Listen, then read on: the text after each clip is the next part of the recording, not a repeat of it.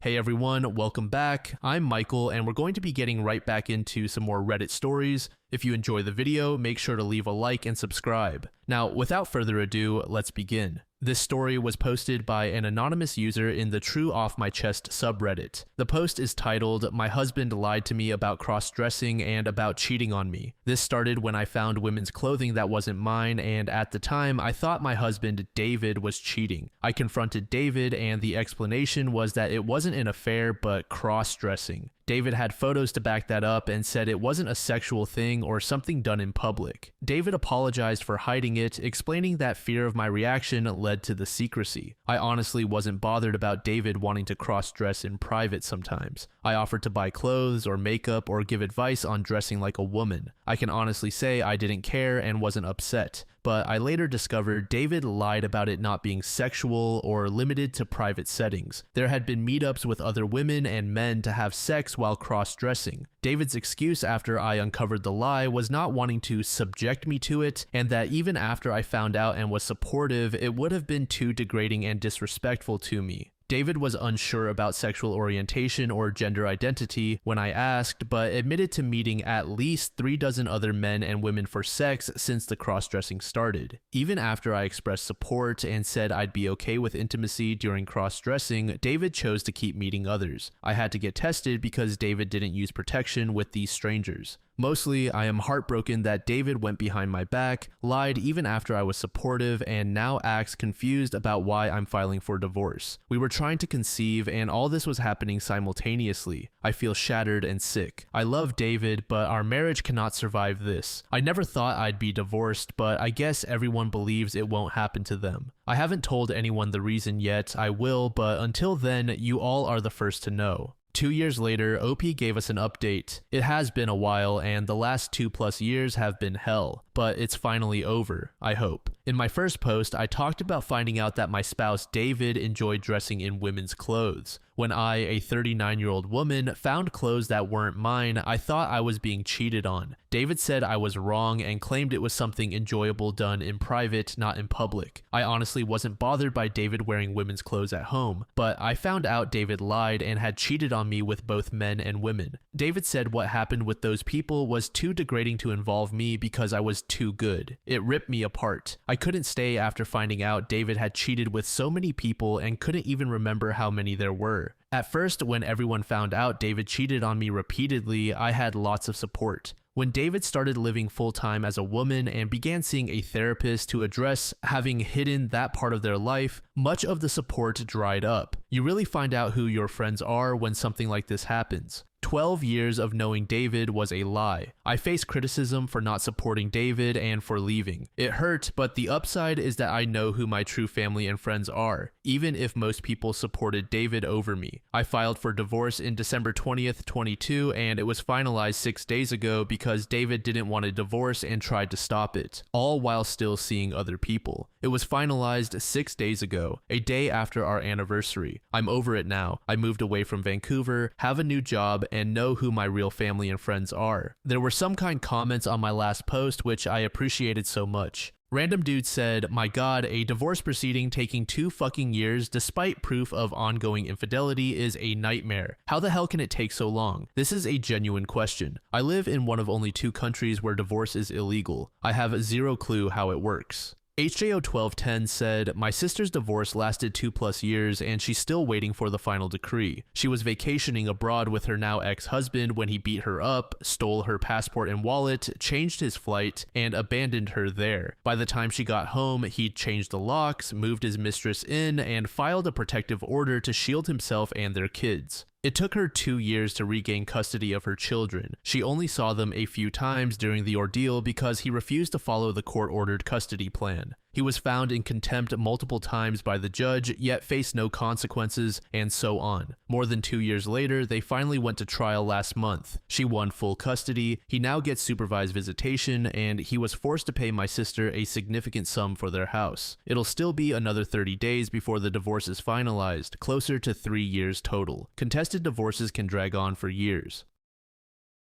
The second post was made in the AITA subreddit by a user named Few Impressions. The post is titled, "I told my dad he has to decide between me attending his wedding and accepting I won't take part in the family unity ceremony or accept I won't be there." My dad is engaged to his partner of about 2 years. They moved in together last month and their wedding is in December. I am my dad's only biological child. His fiancée has 3 kids of her own. Her kids are younger, under 10, maybe even all under 8. I'm not entirely sure. They decided to have a family unity ceremony focused on becoming one family rather than just celebrating their marriage. His future stepchildren are excited about the idea and want to participate. I do not, and I will not take part. I have already explained to him that I'm not interested and cannot be persuaded otherwise. He asked why and pushed me to reconsider. He told his fiancée, and she is upset because her kids believe they will gain a big brother through this marriage. My dad and his fiancée told the kids they would be real siblings once the 2 of them are married.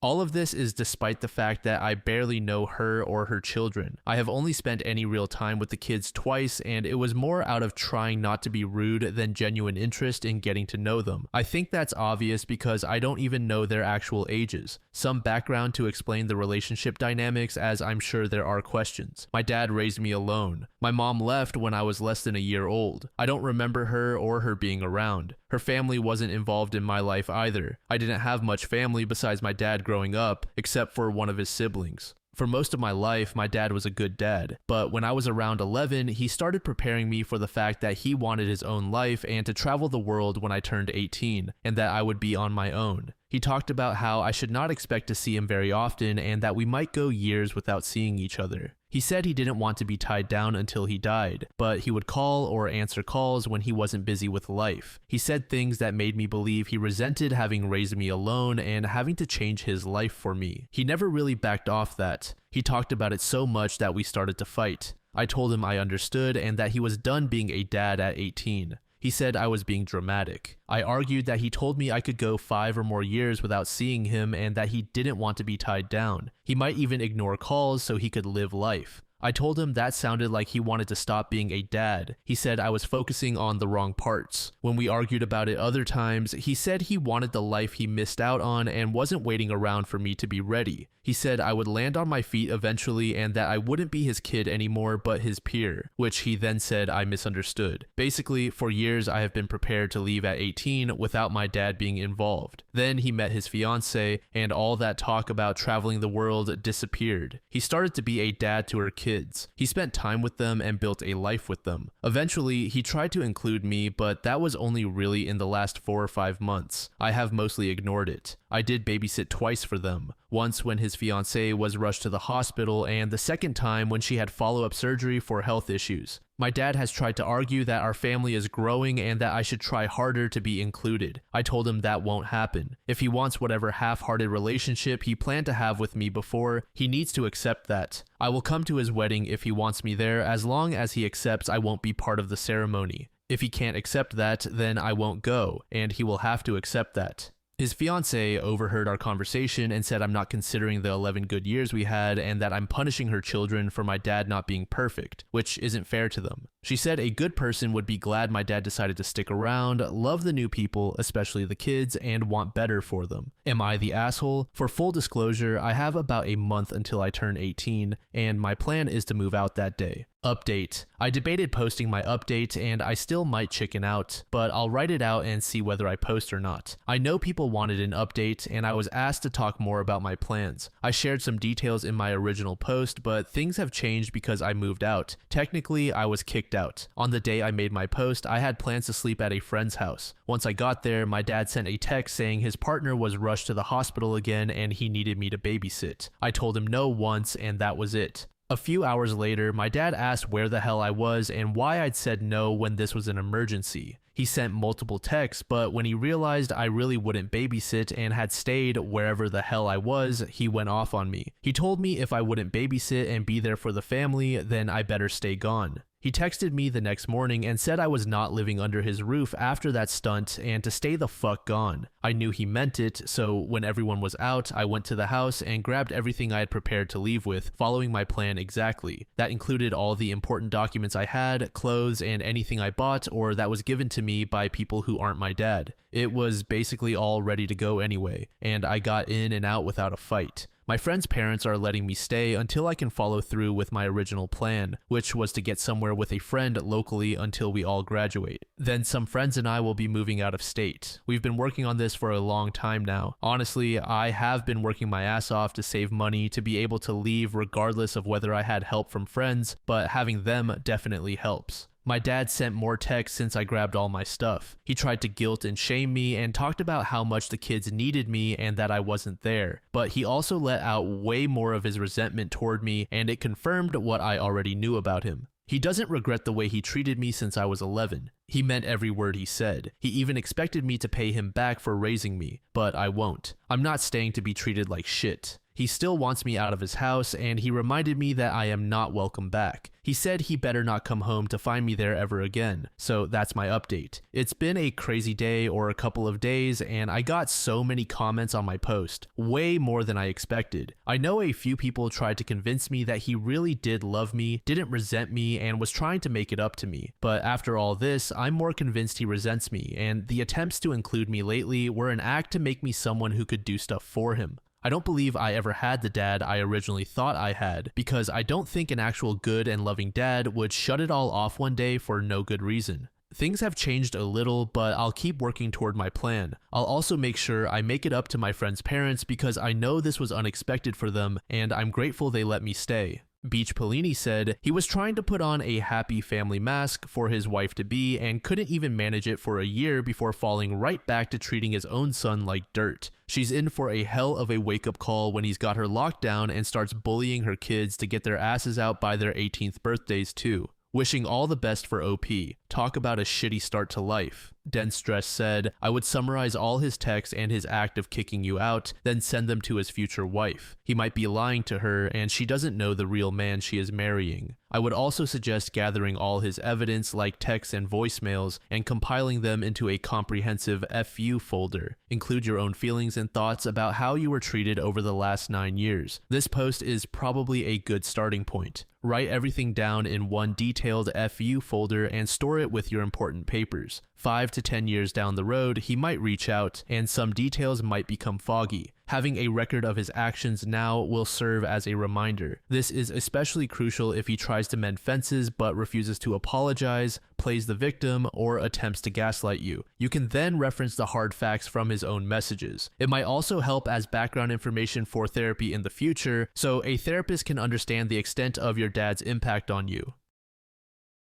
Was made in the relationship subreddit by a user named Brokenhearted. The post is titled, My Fiance Dumped Me on Tuesday. Today she tells me she wants the apartment to herself tomorrow for her Valentine's date. I'll try to keep this short because I'm so stunned I think I've stopped being able to process things. I'm a 26-year-old man who's been with my 25-year-old fiance for 4 years. We've been engaged since last year and have been actively planning the wedding. Last month, we moved to a new city across the country because my fiancé got an amazing job offer. I wasn't happy about it since I had to quit my job and all our family and friends were in the city we left. I was kind of a jerk during the moving process, but I've come around since arriving here. My fiancé kept talking about a guy she works with at her new job and it made me uneasy. I attended a few after-work events where he showed up and he seemed like a total asshole, very full of himself, the artistic type. I didn't like how he interacted with my fiance, and we occasionally fought about it. Tuesday night, she got home really late, sat me down, and broke up with me. She said she felt an immediate bond with this coworker that's stronger than anything she's ever experienced. This comes from the woman who, just a few months ago, I held in my arms while watching the stars as she told me she'd never felt more at peace than when she's beside me. I lay awake on the couch all night feeling like I was continually being punched in the stomach. I didn't fall asleep until 3 p.m. yesterday and stayed asleep until this morning when she woke me up. She's having this asshole over for Valentine's Day and demanded the apartment to herself. Between the move, all the deposits we've put toward wedding plans, and not having a job since relocating, I literally have no money for a hotel or anything else. We got into a big fight because I called her out, saying she knew I had nowhere else to go. She replied that it's not her problem, she's done solving my problems, and that I needed to fix this one on my own. Apparently, his roommate is having a date over, so my fiancé offered our place for her date with this guy. She says this is happening no matter what I say. So yeah, what the hell am I supposed to do? A year later, OP gave us an update. I've spent the last year working very hard to improve myself. Now that it's Valentine's Day again, I've been thinking about what a dark place I was in last year. I didn't have the strength to post an update back then, but now that I've had some time to heal, I want to let everyone know how I'm doing. Thank you to everyone who helped. You were the only support I had last year, and it meant the world to me. Part of the reason I didn't update afterward was because I was extremely embarrassed by how things turned out. It's only because of some intense therapy that I'm able to be honest and okay with telling this story. Basically, I decided to make one last big attempt at winning her back. Right after we got engaged, my ex had a close relative succumb to a long-time illness. This relative was very happy to live long enough to see us get engaged. When my ex was a child, this relative had given her a charm that she wore all the time. A few months after the relative died, my ex lost the charm, and it was like the relative died a second time. As we packed up the apartment to move to the new city, I found the charm. Rather than give it back immediately, I decided to keep it in a safe place and surprise my ex with it at our wedding. I thought it would be a meaningful way to include this relative in a moment where she would be deeply missed. Somehow, I got it in my head that if I showed her the charm on Valentine's Day, she'd remember everything we shared and that I could cut through whatever fog she was caught up in. I was under the impression that my ex would come home after work by herself to get the place ready for her date. I was planning to use this alone time to give her the charm and either win her back or lose decisively and leave before her date showed up. But instead, she showed up with the man from her job. That threw me through a loop big time, and it was incredibly awkward. He was patronizing. She became livid that I stole her charm. I struggled to articulate myself. It was the most embarrassed I've ever been. I got out of there and literally walked around all night until it got so cold I couldn't stand it anymore. I went back to the apartment building around 4 a.m. and in what was a personal low point, fell asleep in the hallway outside our apartment. But that was the low point. There have been high points since then. I was able to move back to my hometown and my old employer gave me my old job back. I even met someone else and we dated for a while. We just broke up though. It sucks to be alone again on Valentine's Day, but I've learned it's okay to be sad every once in a while. Compared to last year, this year is practically a celebration. Therapy gave me a wonderful perspective on life and some great coping skills for when times get difficult. As for my ex, I heard she married the man from work. Her sister would text me occasionally and apparently her family hates him. Whatever, it's not my problem anymore. Lastly, I want to thank everyone on Reddit sincerely. People offered to buy me a ticket home. Others offered to hang out with me if we happened to be in the same city. Some people even offered to Skype with me so I could have someone to talk with. Even though I didn't respond, your messages meant so much to me. Thank you. Plain Ad said, I'd wager it was already going on. It makes more sense if she was dating the other guy and he forced her hand with the whole date had to be at her place to finally break up with OP. Hence the quick turnaround. Kevin Lestrange said she had probably mentally checked out a while before the breakup, so in her mind, everything was going according to schedule. To this user hold fast, O2 said, taking your partner away from their home before breaking up a month later is a supremely asshole move. What was even the point of that? Just leave him and then go. Thank you so much for making it to the end of the video, and thank you also to partner of the channel, Gamersupps. Use code DLAM to support the channel and get 10% off of your purchase, link in the description. I'm sure many of you like me have a hankering for daily caffeine, so go check them out. Lately, I've been a big fan of Titty Milk and Acid Rain, but they've got dozens of other flavors for y'all to try out. Anyway, thanks again for reaching the end, and I hope you all have an amazing passage of the next 24 hours.